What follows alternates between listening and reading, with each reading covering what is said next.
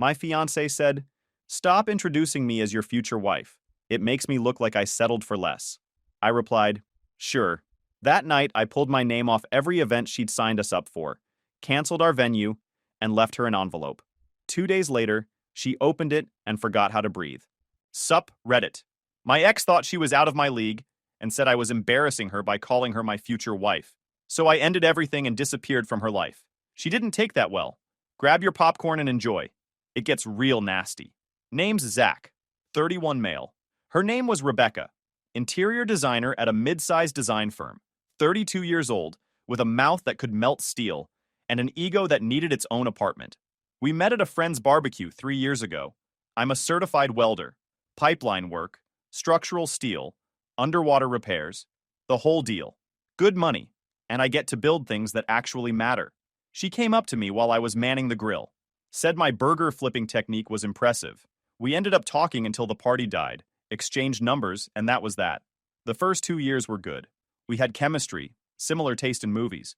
Both wanted the whole package eventually. Marriage, kids, maybe a house outside the city where I could have a proper workshop. She was ambitious, and I liked that about her. The proposal was nice. I took her to this overlook near the river and got down on one knee with a ring I'd saved up 4 months to buy. She cried, said yes, and posted it on social media before we even got back to the car. My buddy Matt warned me early on. Matt's been my best friend since high school, works as an electrician. He met Rebecca at a party about 6 months in, and afterward pulled me aside. "Bro, she's got that look." "What look?" "I don't know.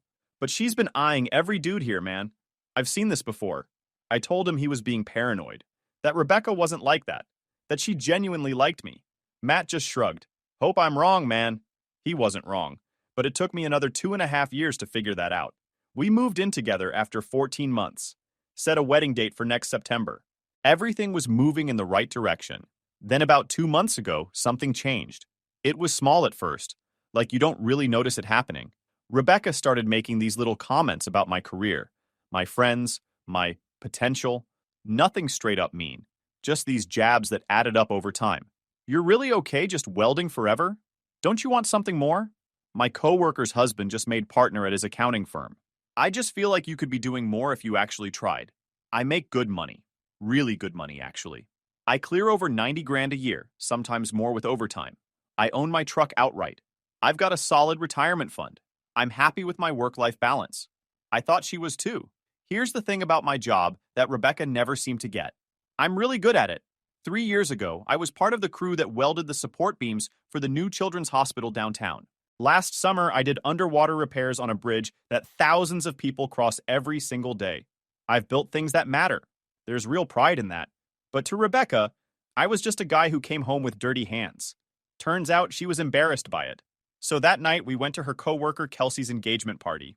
Big event at some rooftop bar downtown. Lots of Rebecca's work people there, all wearing fancy outfits. When we walked in, Rebecca's whole vibe changed.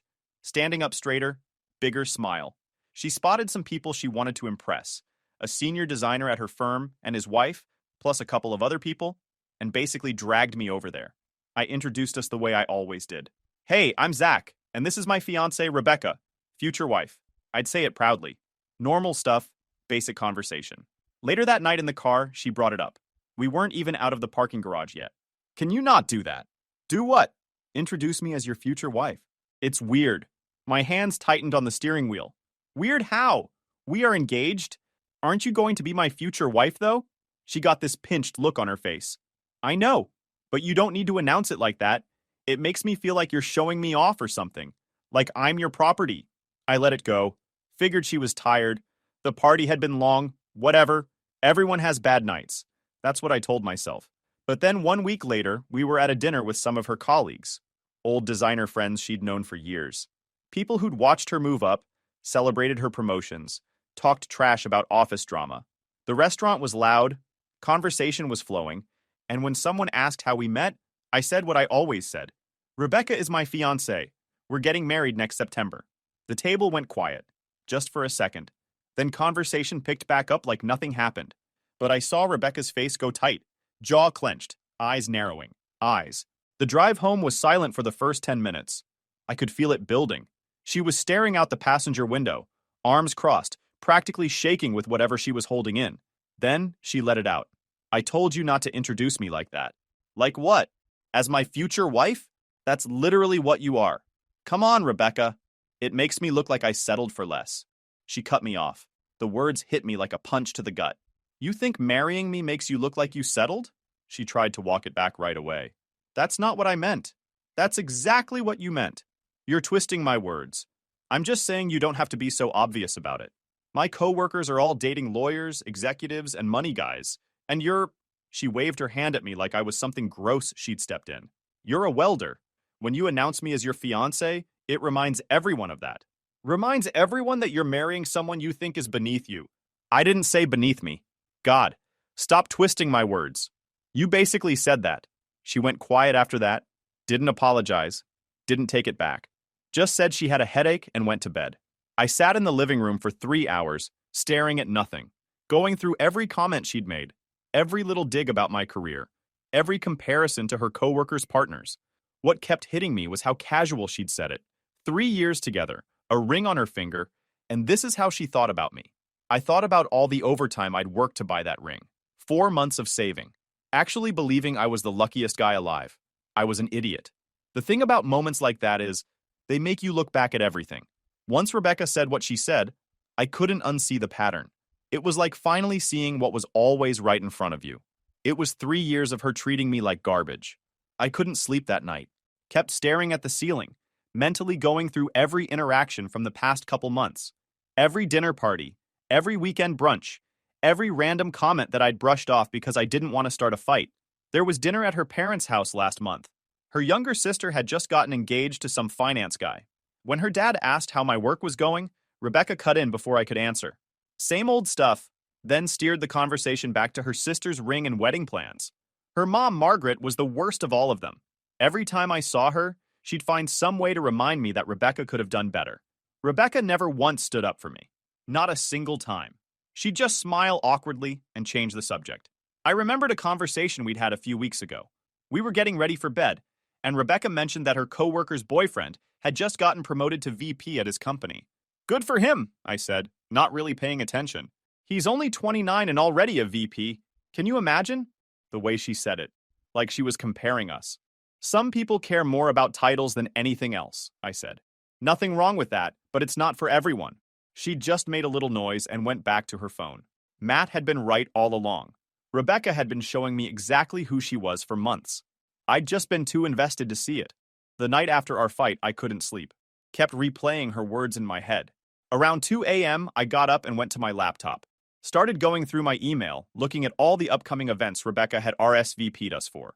Her friend's bridal shower, a design industry gala in December, her college roommate's birthday party, a bunch of brunches and dinners spread across the next few months.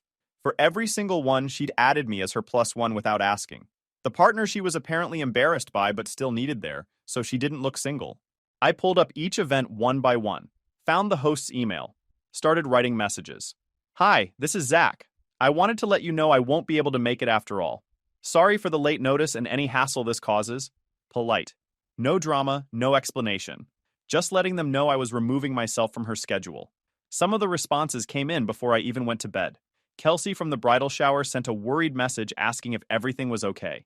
I responded with a generic personal stuff explanation. Camille from the gala emailed back almost right away, saying she understood and hoped to see me at future events. There wouldn't be any future events. By the time I finished, it was almost 4 a.m. I closed my laptop and went back to bed. Rebecca was asleep, completely clueless. The next morning was Friday. Rebecca got up, did her usual routine, acted like nothing had happened. That was her move whenever we had a fight. Just pretend it didn't happen and wait for me to get over it. I watched her move around the apartment like everything was fine, humming to herself while she made coffee, checking her phone, completely unbothered. The nerve was almost impressive. She was getting ready for work, standing in front of the bathroom mirror doing her makeup, when she casually mentioned the bridal shower. Did you confirm we're going to Kelsey's shower this weekend? I was sitting on the edge of the bed, watching her. About that. I canceled. She stopped. What? Why? Because you're embarrassed to introduce me as your fiancé. So I figured you'd rather go to these things alone. Avoids the whole settled problem. Her face went through confused, annoyed, and scared in about 2 seconds. Don't be stupid. am giving you what you want. You don't want people knowing you're marrying me. So go to your events by yourself. Problem solved. Oh my gosh, you're being a child. I'm being real with you. You said what you said. I heard you. Now I'm doing something about it. You can't just... I can. And I did. I left for work before she could say anything else. My coworker Darnell was already at the job site when I got there. Darnell's been welding for 20 years, got 4 kids, 2 ex-wives. He took one look at my face and knew something was up. Man, you look like somebody ran over your dog. What's going on? I told him everything. The settled comment, the months of digs, the way Rebecca had been treating me like something to be ashamed of. Darnell put down his equipment and shook his head. Dude, I had a woman like that once. Second wife, spent 3 years making me feel like garbage because I work with my hands. Know what I did? Divorced her and married a woman who actually brags about what I do. My wife now tells people I'm basically an artist who works with fire. He clapped me on the shoulder. You deserve someone who thinks you're a catch. Don't forget that. I didn't forget it. All day, while I was working, those words kept running through my head. Throughout the day, my phone blew up. Rebecca texted me probably 40 times. First angry, then defensive, then trying to backpedal. Around noon, she tried calling. The voicemail was a mess of crying and anger. I responded once. I heard exactly what you meant. Have fun at brunch. Then I put my phone in my toolbox and got back to work. During lunch, I texted Rebecca's friend Hannah. She was the one friend of Rebecca's who'd actually seemed to respect what I did. I told her what Rebecca had said, word for word. Long pause. Then, she told you that you make her look like she settled? Exact words. Can't say I'm shocked. I've heard the way she talks about you when you're not there. Hearing that from someone else was both validating and a punch in the gut at the same time. What are you gonna do? I'm ending it. But I need you to help me with something. The brunch Rebecca was going to on Sunday was at this trendy restaurant her friend group loved. Exposed brick, overpriced eggs, and fancy drinks. Hannah was going to be there. So was Rebecca. So were about 10 other women from their circle. My plan was simple. I was going to have an envelope delivered to Rebecca's seat before she got there. Inside, a letter explaining exactly why I was ending our engagement, plus a copy of our wedding venue's cancellation confirmation. Yeah, I was canceling the venue before I officially told her we were done. I wanted her to know, without any doubt, that she'd messed up. Friday evening, I sat down at my desk and wrote the letter. Kept it simple. I explained how her comments over the past months had made me feel. Listed specific things she'd said. The shots at my career. The comparisons to her coworkers' partners. The settled comment. The way she'd rush past any mention of my work in conversations. The way she'd steer me away from the people she actually wanted to impress at events. I included dates where I could remember them. Specific situations. Specific words. I wanted her to see the pattern the way I'd finally seen it. The letter ended simply. I said straight up that I was ending the engagement because I deserved someone who was proud to be with me, not someone who saw me as a project that didn't work out. Saturday morning, I called the wedding venue. We'd booked this place about 5 months ago. Nice outdoor spot. Good food, the whole deal. I told them I needed to cancel due to a change in circumstances. They were cool about it, said they'd process the paperwork and send a confirmation email. It came through about 2 hours later. I printed it out. Then I called Hannah, explained exactly what I needed her to do. She agreed right away, said she'd work with the restaurant to have the envelope put at Rebecca's seat before anyone showed up. Saturday afternoon, Rebecca tried a different approach. She came home from running errands and found me in the living room playing video games. She sat down next to me, put her hand on my knee, did the whole sweet act. Work's been stressing me out. I didn't mean to hurt you. Obviously, I'm proud to be marrying you. You're just taking it the wrong way. I paused my game, looked at her. So you're not embarrassed to introduce me as your future husband? No, of course not. Then why did you say it makes you look like you settled? She kept saying I was misunderstanding, that she'd said it wrong, that she loved me and wanted to move past this. You going to the brunch tomorrow? I asked. Yes, but I want you to come. Please. Let's just go together and get past this. I'm not going. You'll have to tell your friends why I'm not there. What am I supposed to say? Tell them the truth. She didn't like that. We spent Saturday mostly in different rooms. That evening, she asked one more time if I'd changed my mind about the brunch. I said no. She went to bed frustrated. Sunday morning came in gray and cloudy, which felt about right. Rebecca got up early, spent over an hour getting ready for brunch. Full makeup, nice outfit, the whole thing. Before she left, she asked me one last time if I was coming. No. She stood in the doorway for a second, keys in her hand, looking at me like she was trying to figure out what was going on in my head. Then she left. The door closed behind her, and I checked my watch. 10:28 a.m. The brunch was set for 11 a.m. Hannah had already set it up with the restaurant to have the envelope put at Rebecca's seat before anyone got there. She'd told them it was a surprise from a friend. I waited. At 10:52, Hannah texted me. Envelope is there. Her seat is at the head of the table. This is going to be wild. I didn't respond. Just sat there in the quiet apartment, watching the minutes go by. At 11:15, my phone started ringing. Rebecca. I didn't answer. She called again and again. At 11:25, Hannah texted me. She opened it. Everyone staring. She just bolted without saying anything. I still didn't respond. My phone kept ringing. Rebecca, over and over. I let it go to voicemail every time. At 11:40, I heard the front door slam open so hard it bounced off the wall. Rebecca came storming in, envelope crushed in her fist, face red and blotchy, mascara running down her cheeks in streaks. She looked like a mess. What is this? She threw the envelope at me. The papers scattered across the floor. I didn't flinch. Just sat there on the couch, calm as can be. It's exactly what it says.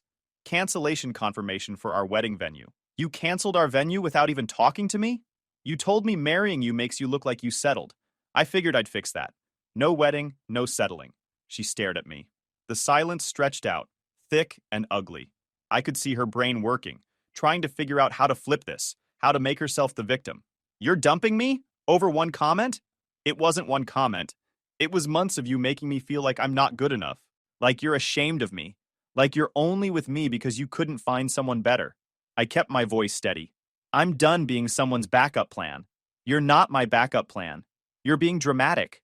Then why have you been comparing me to your coworkers' partners for months? Why does your mom treat me like a charity case and you never once said anything?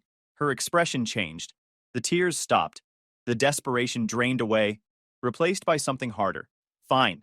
You want to throw away 3 years? Over your bruised little ego? Go ahead.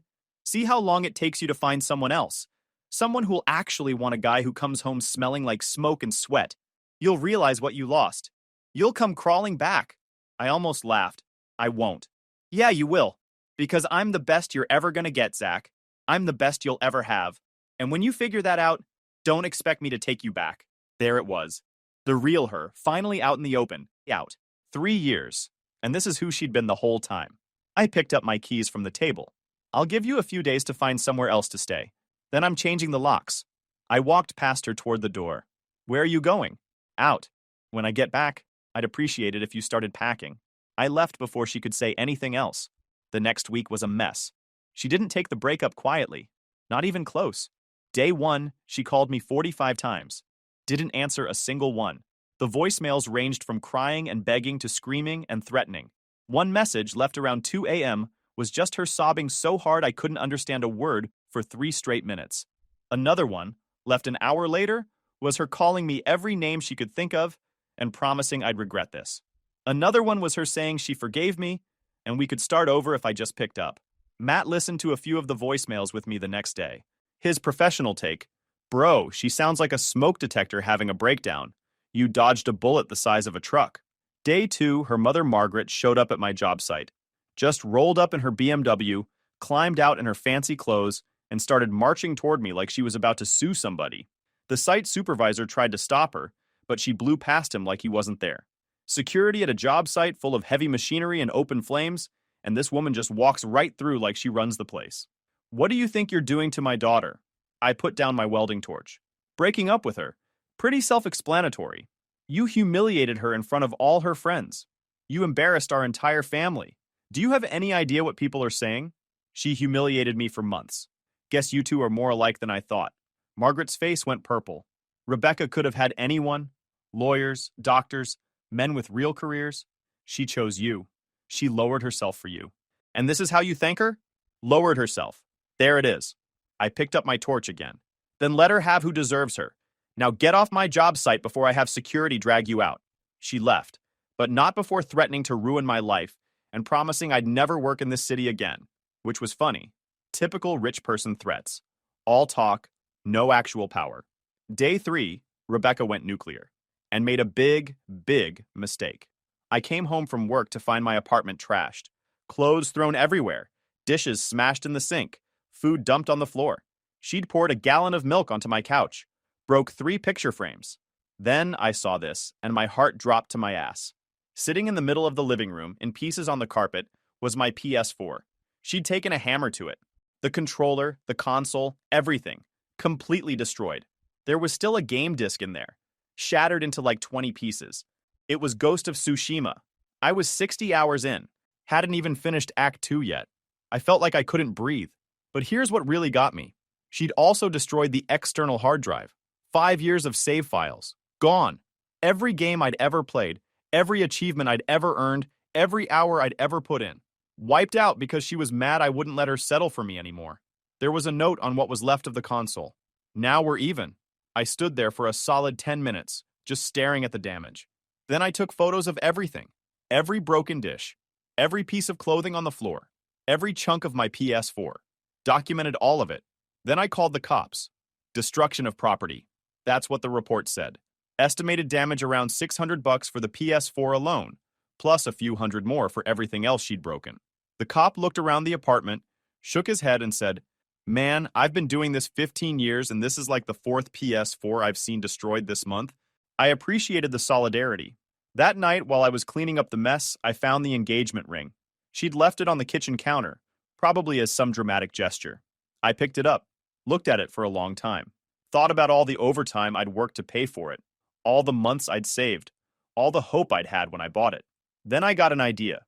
The next morning, I brought the ring to work, showed it to Darnell during lunch. "What are you going to do with it?" he asked. "Sell it. Pawn it? Better." I fired up my torch and got to work. Took me about 40 minutes, but when I was done, I had a small, lumpy, ugly blob of melted gold with a tiny diamond still stuck in it. I welded a little hook onto the top. It was now a keychain, the most expensive, ugliest keychain ever made, and it was beautiful. I texted Rebecca a photo of it later that day with a simple message. "Thanks for leaving this." Made myself a little souvenir. Her response was immediate and unhinged. 17 texts in a row. Apparently, she'd only left the ring there temporarily and was planning to come back for it. Apparently, I'd just destroyed $4,000 of her property, and she was going to sue me for everything I had. I responded once. I paid for it. My property, my keychain. Have a good one. Then I blocked her number. Darnell laughed about that keychain for a week, called it the best use of a welding torch he'd ever seen. I still have it. Keep it on my work keys as a reminder of what happens when you make a welder feel like he's not good enough. Day 4, I changed the locks. Then I boxed up all of Rebecca's remaining stuff and left it on the porch. But before I put those boxes out, I did something else first. See, over the course of 3 years, I'd bought Rebecca a lot of nice things. Birthday gifts, anniversary presents, random surprises, a designer handbag she'd been wanting for months, a nice watch, some jewelry, a cashmere sweater she wore maybe twice, probably close to $3,000 worth of stuff, all in her closet, all bought with my money. Technically, gifts belong to whoever got them once you give them. I know that. But here's the thing about Rebecca's stuff being in my apartment, right after she'd taken a hammer to my PS4. I wasn't feeling very technical. I drove everything to the women's shelter downtown, walked in with 2 bags full of designer stuff, and told the woman at the front desk I wanted to donate. She looked at the handbag, looked at the watch, looked at me like I was crazy. "Sir, are you sure? This is really nice stuff." 100%. Someone should actually use it. I got a donation receipt, itemized, kept it in my glove box. Rebecca found out a couple days later when she came to pick up her boxes and realized the good stuff was gone. The text came fast and angry. "Where is my Kate Spade bag? Zach, I swear to God. That watch was a gift, you can just take it back." I sent her one reply. A photo of the donation receipt. She called me 20 times in the next hour. I didn't answer any of them. But according to Hannah, Rebecca completely lost it. Started calling the shelter demanding they give her stuff back. The shelter, obviously, told her that's not how donations work. She threatened to sue them. They basically told her good luck. She showed up in person the next day, demanded to talk to a manager, and caused such a scene that they had to ask her to leave. Hannah said Rebecca kept yelling, "That's a $700 bag," like the shelter workers were supposed to care. They didn't. They'd already given it to a woman escaping a bad home situation. Someone who actually needed something good to happen. The best part? I got to write off the donation on my taxes. $3,000 in deductions because my ex couldn't keep her hands off my PS4. Then I texted her telling her where the rest of her stuff was, and that she had 48 hours to get it before that went to Goodwill too. Her response was a bunch of emojis. There was a knife emoji, a fire emoji, and for some reason a dancing lady in a red dress. I honestly had no idea what she was trying to say. Matt's guess: I think she's saying she's going to stab you and burn down your place while doing salsa. Helpful as always. Day 5, she showed up at my job site again, this time with backup. Her friend Stephanie and some dude I didn't recognize. They stood at the edge of the work zone, yelling at me while I pretended I couldn't hear them over the welding equipment. Eventually, security walked them out. Darnell watched the whole thing go down and just shook his head. Day 6, I got a letter from a lawyer. Rebecca was threatening to sue me for emotional distress and breach of promise to marry. I showed it to Matt, who laughed so hard he almost choked on his sandwich. Breach of promise? That's not even a real thing anymore. He was right. Nothing ever came of it. But the fact that she'd even tried told me everything I needed to know about how far off the deep end she'd gone. Day 7, I filed a restraining order. Between the property destruction, the job site harassment, the threatening voicemails, and the constant calls, I had more than enough proof. The judge granted a temporary order the same day. When I showed Darnell the paperwork, he actually clapped. Welcome to the club, brother. I got one against my first ex back in 2008. Best piece of paper I ever signed. 3 weeks after the restraining order, I heard through Hannah that Rebecca got fired. I don't know the exact details. Hannah said it was officially a restructuring decision, but the timing was suspicious. Apparently, there'd been some internal review of employees with pending legal issues, something about liability and client-facing roles. Whether my restraining order had anything to do with it, I couldn't say for sure. But sometimes things just work out that way. Rebecca tried to spin it as a layoff, posted on social media about being a victim of corporate downsizing. But people at the design firm knew the real story, or at least parts of it. Word travels fast in offices like that. Life moved on. I replaced the couch that still smelled like spoiled milk, cleaned up the apartment, got back into a normal routine. 2 months later, I was at a bar with Matt and Darnell. Friday night, just unwinding after a long week. We'd grabbed a booth near the back, ordered some wings and sodas, and were watching the game on the TV above the bar. That's when she walked in. Rebecca, clearly a total mess. Hair disheveled, makeup smeared, wearing some kind of sparkly party dress that looked like it had been slept in at least once. She was with a group of people I didn't recognize, but the second she spotted me across the bar, she broke away from them and headed straight for me. Zach! She started stumbling toward our table, almost face-planting when she bumped into a bar stool. Zach, there you are! Matt looked at me. Is that? Yep. Oh man, this is gonna be good. He was already pulling out his phone. Darnell just groaned. Bro, I thought we left this mess at work. She reached our table and planted herself right in front of it, swaying like she was on a boat in a storm. The whole bar was starting to notice. People were turning to look. Someone near the front took out their phone. Zach, Zach, Zach, Zach. She could barely get the words out straight.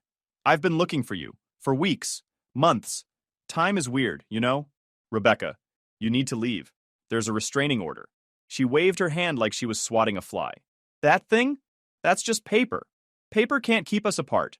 She pointed at me dramatically, almost poking herself in the eye. I wrote you something. I wrote you a song. Darnell nearly spit out his drink. A song? A song. Because you broke my heart, Zach. You broke it into a million pieces. Little tiny pieces, like glass. Or a PS4. She laughed at her own joke. Nobody else did. And I put those pieces into a song. And now you're gonna hear it. I looked at Matt. He was definitely recording now. Phone held up steady. Before anyone could stop her, Rebecca climbed up onto the empty chair next to our booth. It wobbled hard, but she managed to steady herself by grabbing the edge of our table. Someone at the bar yelled, "Let's go!" And suddenly everyone was watching. This wasn't a private conversation anymore. This was public entertainment. Rebecca cleared her throat, held one hand over her heart like she was about to sing the anthem, and started. It was bad. It was so, so bad. She was completely off key, couldn't remember half the words, and kept stopping to explain what her metaphors meant. Zach, you were my sunset, you were my sunrise, and I was your moon? No, that doesn't... Hold on, that doesn't work because the moon doesn't... Let me start over. She started over. Twice. The second time, she added hand gestures that looked like she was trying to direct traffic while having a stroke. The third time, she closed her eyes and swayed so hard she almost fell off the chair. Matt had his phone out, recording everything. His face was bright red from trying not to laugh. Darnell had given up completely and was just openly cracking up, slapping the table. The song went on for what felt like forever, but was probably about 3 minutes. She made it through maybe 2 verses before forgetting the words entirely and just making stuff up. You were supposed to be my forever, my together, my whatever, the weather. By the end, she was crying. The entire bar was dying laughing, and the bartender was walking over with a worried look and a bouncer right behind him. You were supposed to love me forever, Rebecca wailed, still standing on the chair, mascara running down her face. I was the best thing that ever happened to you. You'll never find anyone like me. Never. The whole bar was dead quiet now. Even the TVs seemed like they got softer. Everyone was watching. Matt leaned over and whispered, Dude, this is your moment. Don't blow it. I looked up at her, totally calm. Let the silence hang for just a second longer. Then, that's kind of the point. The whole bar lost it. Someone actually started clapping. A guy near the pool table yelled, Get wrecked! Rebecca's face went from emotional wreck to completely mortified in about half a second. I watched reality hit her like a truck. The bartender and bouncer gently helped her down from the chair and started walking her toward the door. She tried to fight it, tried to say something else, but they weren't having it. Her friends who'd come in with her were gone. Probably bailed the second the singing started. The last thing I heard before she got pushed out the door was her sobbing something about how I'd ruined her life and how everyone was going to regret not believing in her. Matt was still recording as she got helped into an Uber. The driver looked like he already regretted picking up this fare. Matt stopped the video and looked at me with the biggest grin I'd ever seen. Dude, I'm keeping this forever. He wasn't kidding. The video made its way around our friend group within a day. Matt showed it to everyone at work. It became one of those stories that gets brought up every time we're all together. Rebecca tried texting me a few days later, asking me to make Matt delete the video. I didn't respond. Hannah texted me around the same time. Said Rebecca had moved back in with her parents. Margaret was furious, not at Rebecca, but at me for not being man enough to handle a strong woman. Life's been good since then. I replaced my PS4 with a PS5, courtesy of the small claims judgment I won against Rebecca for property destruction. She didn't show up to the hearing. Easy win. I've been hanging out with Matt and Darnell more, working on a project in my garage, an old motorcycle that's finally starting to look like something. Last month, I ran into Rebecca's sister. She said she was sorry about everything, that she'd always thought I was a good guy and Rebecca had really messed up. That's the thing about people like Rebecca. They spend so much time worrying about what everyone else thinks that they never stop to consider what they're actually bringing to the table. I'm 31, single, living in an apartment that's all mine with a brand new PS5. Learning that being alone is way better than being with someone who makes you feel small. Guys, we are so close to hit 100,000 subscribers on this channel. If you are not subscribed to the channel, please consider subscribing. It really helps hit that 100,000 mark. Thanks for making this dream come true.